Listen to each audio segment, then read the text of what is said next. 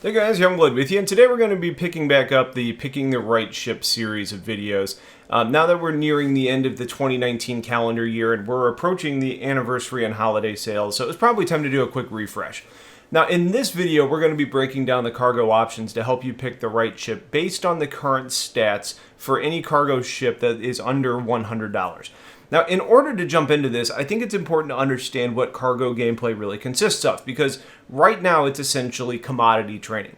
What that means is that you are ideally finding routes that allow you to buy goods at one location and sell them at another, and then from that location you buy there and then drop them back off somewhere else, so that you're essentially earning income doing both legs of your trip. Now, aside from that, you'll occasionally be able to take on missions to haul cargo from locations without purchasing them, though they do end up tending to pay out a little bit less, as well as blending into the lost and found or the kind of the piracy areas, such as loading up goods from other ships to your own. Now, as we start to make recommendations, it's important to realize that cargo gameplay typically involves you spending some of your own money to make money. So there is some inherent risk in hauling goods around that you've purchased. So with that in mind, there's other factors to consider when making recommendations than purely cargo space. Now, what happens if you end up getting interdicted or someone starts to fight you? Now, in that situation, a massive cargo hold is going to make you a more interesting target. So the other factors that we really need to consider here are going to be things like durability and speed and agility and weaponry. Now, they're not the most important factors, but overall, if you look at everything together, they need to be considered. Now, you can say, I'm not going to do any of that. I'm just going to hire an escort to keep myself safe, or maybe you have a friend that can do this. But all of these factors are worth considering when we discuss price and ability. Now, I'm not going to be talking about every ship that costs less than $100 because not everything really falls into this category for me. But I will be covering a bunch here that are living in what I'm kind of considering that cargo space, which for me includes the Mustang Alpha, the Aurora MR, LN, and CL, the Avenger Titan, the Reliant Corre, and then on the Origin 300 side, we're looking at the 300i and the 315p. So if we start on the low end of this price range, let's take a look at the Aurora line. The MR is kind of the generalist of the group, and it has the lowest price of entry for any of these ships, coming in at only $25. Now, beyond that, you have the LN, which is the combat variant, coming in with a price of $35, and the CL, the cargo version, coming in at $45. Now, as of right now, both the MR and the LN have a cargo capacity of 3 SCU, or your standard cargo units, while the CL has a cargo capacity at double that, 6. So while you may say that the CL is the clear winner, there's a bit more to it, and it depends a bit on your playstyle. If you only want to run if you get engaged, then the CL and the MR are going to offer you higher output shields standard, so you have a bit more survivability than the LN as far as that manner is concerned. Now, all three have the same hit point pool since they're based on the same kind of chassis, so armor isn't really a factor at the moment. Where things get a little bit more interesting is that the LN is the most nimble of this group and has a higher SCM speed compared to the CL. The real difference in these ships comes with the weaponry, which the LN significantly outclasses the others, being able to deliver more than twice the damage output stock. Overall, the Auroras are kind of sluggish but durable, but none of them are really great fighters, with the LN being a little bit of an outlier there. If I was personally picking an option here, if you feel you have a little bit of a fight in you, I'd sacrifice that cargo space and get the fighting ability of the LN. But if you're just going to turn and run, I'd go with the CL, though you do need to be aware that your top speed is very slow. So that's a little bit of a challenge in itself if you're having a hard time racing away from other ships that are trying to catch you. It's also worth noting that commodities come in a range of prices. So even if you're limited in your overall cargo space, you can opt for smaller quantity of higher priced goods to come out in a similar place with your earnings. Though when you truly get to higher tiered goods, there is a ceiling on that return potential. So that difference between 3 and 6 SCU at some point is going to be a problem if you don't upgrade your ship to something else. All that being said, there's much better options on this list, so I'm not really recommending any of the Aurora options. Now, similar to that Aurora line, there's the Mustang line of starters, which is really only offering one worthwhile cargo consideration, and that's the Mustang Alpha, which comes in at $30. The Alpha carries 4 SCU of cargo, so a bit more than 2 of the Auroras, and it does provide a different flight experience. Where the Aurora is sluggish, the Mustang is quite a bit more nimble, and it offers a way better top speed outside of SCM. The Auroras do outclass the Mustang in that top afterburner speed, though. When you start talking about durability, the Mustang technically has a more durable hull, at least in overall hit points. However, the stock shields are very limited. So unless you start upgrading components, your durability overall is going to be less than that on the Auroras, which makes sense in a balancing perspective that the more nimble, faster ship is going to be a little bit less durable.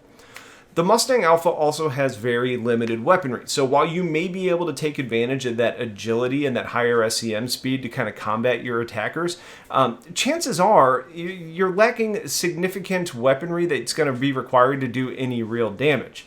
So because of the low durability and the low damage output, plus the meager improvement on cargo, I don't really recommend the Alpha either, aside from the impressive cockpit view. It's a fun ship, but again, there are significantly better options for really not that more money invested. The next step up in cargo ability is the Reliant Corre, which was introduced a while back as kind of a pseudo starter ship at $65. It's meant to really open up gameplay for multiple people to crew the ship, giving you 2 cockpit seats.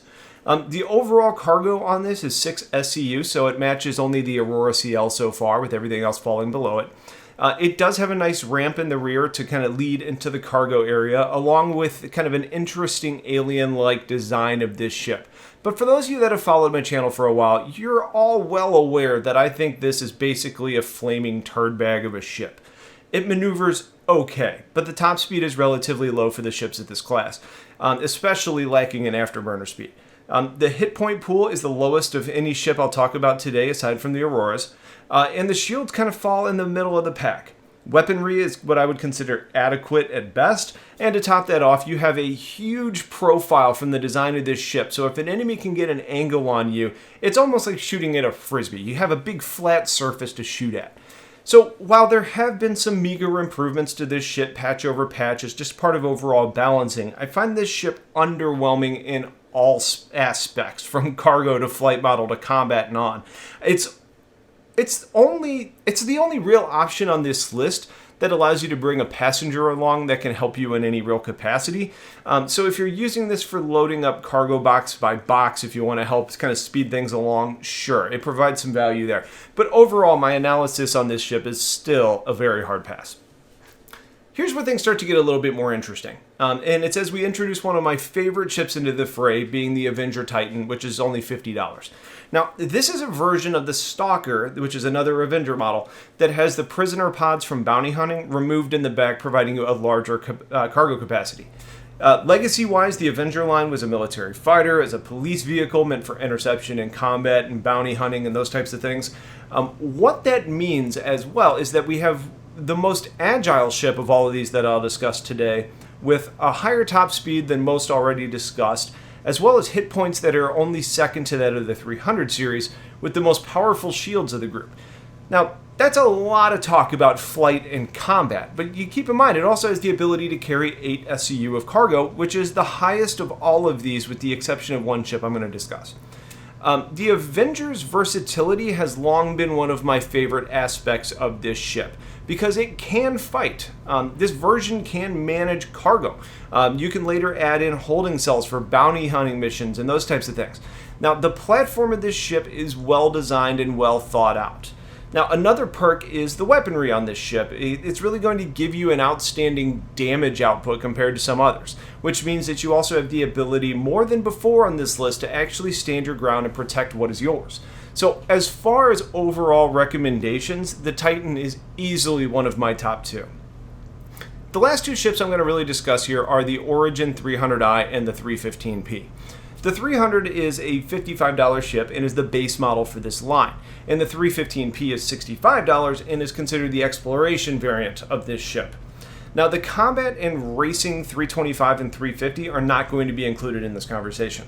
So when we actually look at the cargo ability, the 300 brings 8 SCU of cargoes, so it matches up to the Avenger very well, but we see the largest number overall on this list coming in the shape of the 315P, bringing in 12 SCU of cargo. So when you're talking about the overall cargo ability, no other ship in this range is really capable of matching that. Additionally, both of these offer the highest hit points, though both have pretty mid-range to meager shield offerings. So if you opt to go for one of these, a shield upgrade would be pretty high on my list of recommendations, because then you have an overall hit point pool that's going to trump everything on this list. Speed-wise, the 315p is our fastest on the list in both SCM speed and the top afterburner speed, and the 300i is not that far behind it. And when you pair that with the agility beyond almost everything else that we've discussed, you have a really nice combination of speed, cargo, durability, and agility. The weaponry on the 300i by default is pretty darn strong, even compared to the Titan, but with this option to kind of upgrade and swap hardpoint options, I think the 315p takes my overall recommendation on this list, or between the 315 and the 300, because you can add more weaponry to it. So I think at the end of the day, my personal recommendation where things stand look like this. If you're going to just buy a ship and run it stock for a long period of time, then I would opt for the Avenger Titan, because you get a really nice stock experience and the price of entry at $50 is very low. If you don't mind upgrading a shield generator or two and swapping some weapons out, then the 315p doesn't cost that much more and will give you the highest ceiling on this list for a while to come. And that doesn't even really cover the fact that it's an exploration ship as well. So once that gameplay comes to fruition, you're going to have options in what you can do with the 315p. So there you have it. It's my best cargo recommendations for under $100 as of November 2019.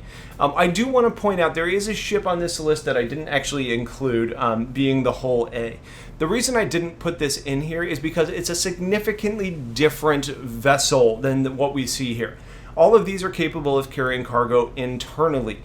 These are all also flight ready and available as of now, whereas that whole series is somewhere on the roadmap and it's been pushed back, where we're going to see the Hull C coming and then the other ones are going to fall in line after that. So a whole series ship is one that is interesting and is worthwhile to check out. The problem is that it's going to have a very interesting flight model. It's also going to be lacking in weaponry and probably durability, and you have a much higher requirement on having an escort to help protect you. So as that ship comes along in its development, I'll make sure we're including it in lists like this, but for now I left it off the list, even though it has the highest by far cargo ability, close to 100, with a price tag under $100. So it is a compelling option, just one that we're not really including right here. So that being said, let's go ahead and stay tuned, because coming up next in this series is going to be kind of that next step up in the ladder coming soon. So maybe we'll look at like $100 to $300 or wherever it may fall. I'm going to try and figure out kind of where those ships get grouped in. If you're new to the game and haven't signed up yet, please consider using my referral code, which is in the description, to help both of us out.